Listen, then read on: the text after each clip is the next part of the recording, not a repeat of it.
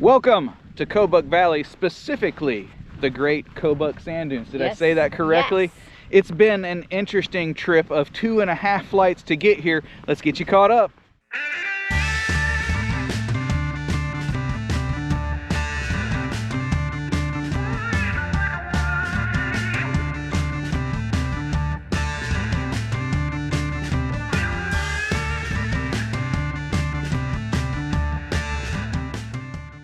We've flown in big planes and small planes. We've even had the combination on other trips. However, this is the first time we were on a flight where a plane was used like a bus. At the stop in Nome, some passengers left and others filled their spots. In just a few minutes, we were airborne again, having never left our seats.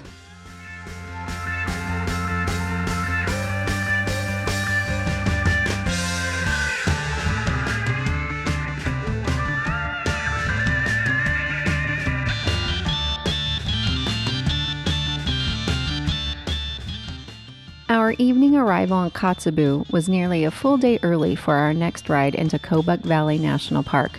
This was a decision we made at the suggestion of the outfitters we were traveling with to ensure our checked luggage was more likely to arrive with us. It seems the alternate AM flight is a smaller plane and bumping luggage is pretty common. This early arrival meant we needed a hotel, which we welcomed, having had several camping days in a row. We woke early with excitement to get to the dunes, so we decided to visit the Northwest Arctic Heritage Center, which serves as the visitor center for the park, before heading over to our outfitter's hangar. Unfortunately, rain kept delaying our departure. In fact, there was a moment we thought we may not get to go at all, but then there was a break and we were off.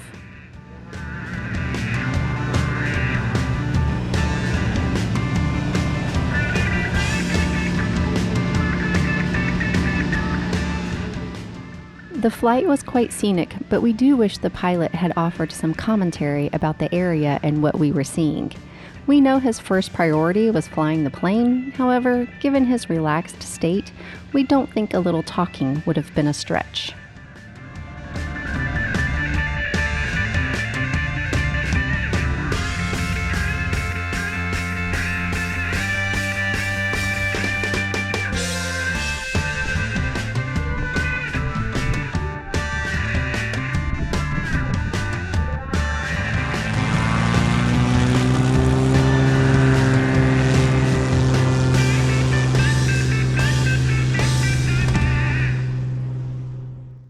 Well, there you go. Our plane is gone. We haven't paid them yet, actually. Nope. So we're seeing that optimistically that they will return to pick us up. Yes.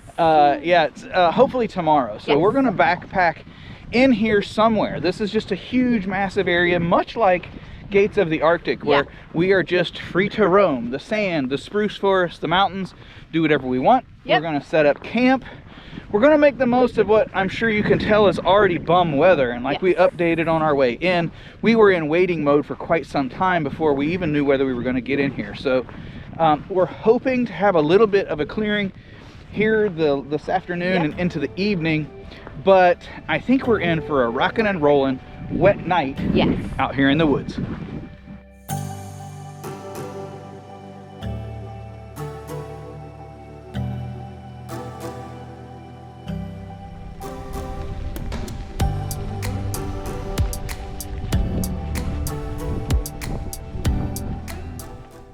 I know Jay mentioned camping in the woods.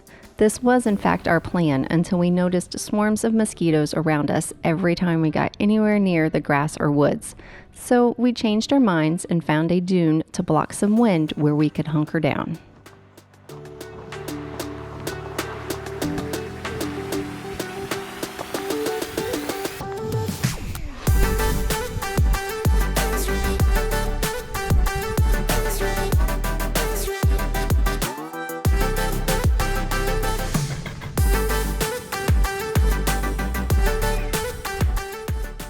After camp was set, the rain continued for a few hours before slowing and eventually stopping. We took this opportunity to stretch our legs and explore. It was nice to walk in such an expansive landscape without a sound or footprint from anyone else. Even the animal tracks were wiped away from the rain and wind. Our stroll ended up being about 6 miles in a massive loop.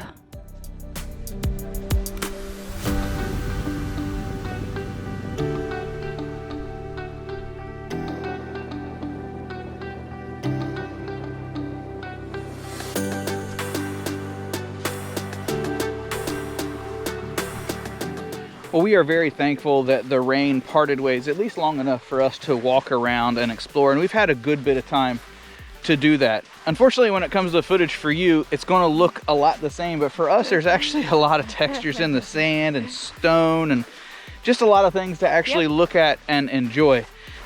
We are now headed back to camp. We're going to get a bite to eat, and then we're going to figure out if we're going to continue exploring into the evening or if we're going to settle in. We do believe rain is supposed to be back later tonight, so we want to make sure we're kind of bundled up for that before we pack up, and hopefully that plane comes back to get us tomorrow.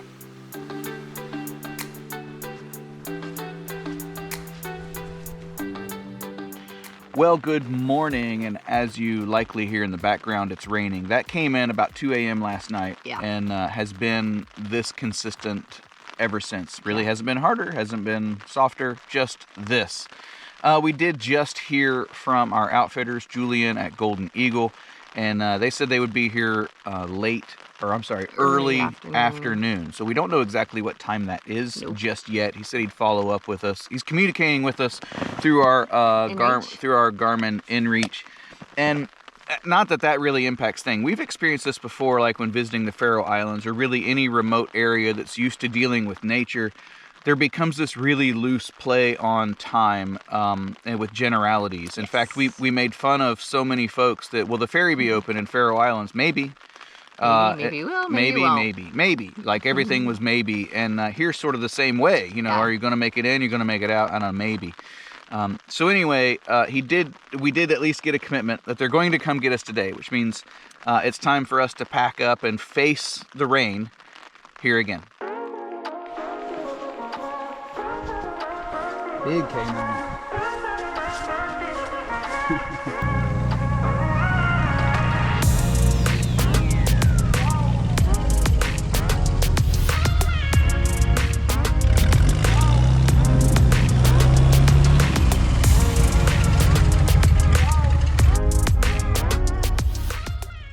The return flight from the dunes went smoothly, and we arrived with plenty of time to repack our gear into duffels to board the scheduled big plane back to Anchorage and the truck. Jay noticed a couple of moose from the air, but I saw several more, so I won.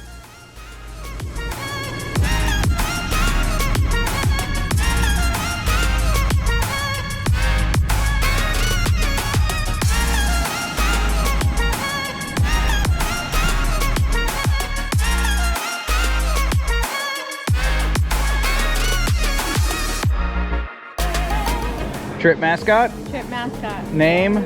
Dalton. What is he? It's a porcupine. A little porcupine.